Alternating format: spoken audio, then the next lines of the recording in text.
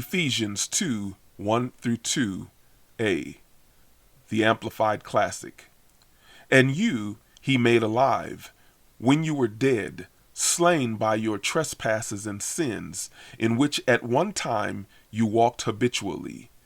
You were following the course and fashion of this world, were under the sway of the tendency of this present age, following the prince of the power of the air. As discussed in the first message entitled Transcendent, the word course is aion in the Greek, and according to the theologian Trench, it is all the floating mass of thoughts, opinions, maxims, speculations, hopes, impulses, aims, aspirations at any time current in the world, which it may be impossible to seize and accurately define, but which constitutes a most real and effective power, being the moral or immoral atmosphere which at every moment of our lives we inhale again to inevitably exhale. Now, as noted previously, the Germans call this Zeitgeist, which means the spirit of the age.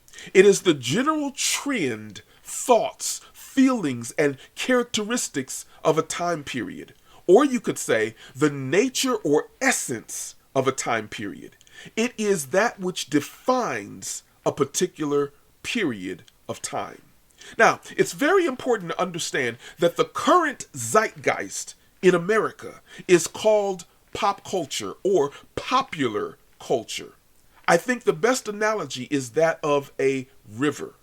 As stated previously, rivers begin in mountains as streams that flow down to the lower levels. As it flows down, it's met by other tributaries from other mountains that add to it. The convergence of these streams coming together creates one body of water flowing in one direction called a river. The flowing of the water is called the current. The current, depending on its force, pushes everything downstream along the course of the river. Similarly, culture is a river. It begins as streams of thought or ideologies in various mountains. As these different ideological streams flow down and begin to converge, they create one river called culture. The prevailing ideologies of any particular era create the current that causes the river called culture to flow. As these ideologies converge, they create stronger and stronger currents that move society down a particular path or course. God actually talks a lot about the course or path that you follow. Just as any path that any individual follows will produce specific outcomes, likewise, the path that a nation follows creates certain outcomes, good or bad. Proverbs 4:14 through 19, English Standard Version. Do not enter the path of the wicked, and do not walk in the way of the evil. Avoid it, do not go on it. Turn away from it, and pass on. For they cannot sleep unless they have done wrong. They are robbed of sleep unless they have made someone stumble. For they eat the bread of wickedness and drink the wine of violence. But the path of the righteous is like the light of dawn, which shines brighter and brighter until full day. The way of the wicked is like deep darkness. They do not know over what they stumble.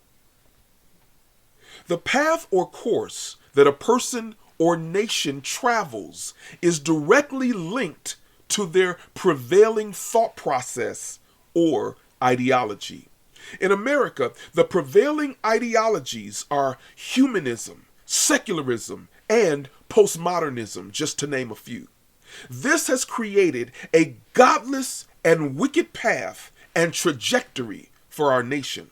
But this has also been joined by Marxism, which is the ideology behind socialism, communism, and critical race theory. These ideologies, which originated in the educational mountain, have now been echoed by other mountains like government, news and social media, arts and entertainment, etc., and have created a strong current that will most certainly lead this nation over the waterfall of totalitarianism.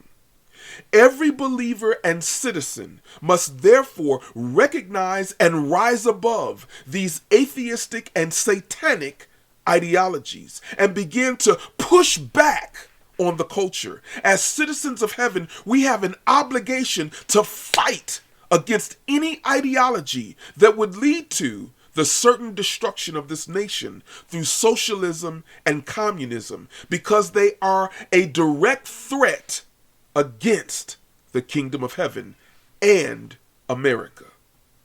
2 Corinthians 10, 3-5, the Passion.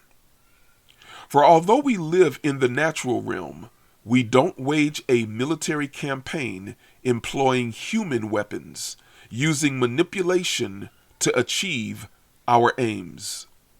Instead, our spiritual weapons are energized with divine power to effectively dismantle the defenses behind which people hide. We can demolish every deceptive fantasy that opposes God and break through every arrogant attitude that is raised up in defiance of the true knowledge of God. We capture, like prisoners of war, every thought and insist that it bow in obedience to the Anointed One. Now imagine if believers in Germany had successfully fought against Hitler's socialist totalitarian ideologies. They could have changed history and avoided the death of over 100 million people. As citizens of heaven, our job is to confront wicked ideologies within our sphere of influence. And as cultural warriors, we must push back against them by offering kingdom truth and light to people who are groping in the darkness. So may we elevate to another level so we can see things as they really are and transcend the current zeitgeist and spirit of the age that we live in.